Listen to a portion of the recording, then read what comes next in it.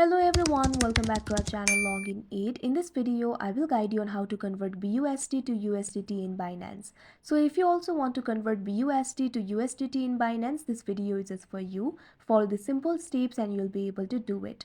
So first of all, what you have to do is launch open Binance. Make sure you're logged into your account. Also make sure your identity is verified.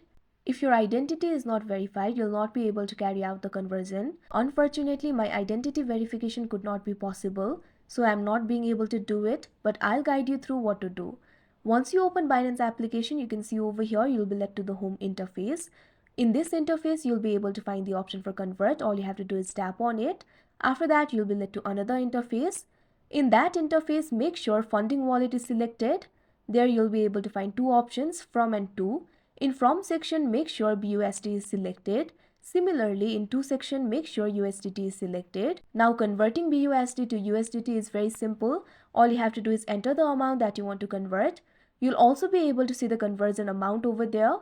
After that, simply tap on the option preview conversion that you can see at the bottom of your screen. Then you'll be able to preview the conversion. There you'll be able to find the informations like transaction fees, pay from, type, etc. All you have to do is tap on the convert option.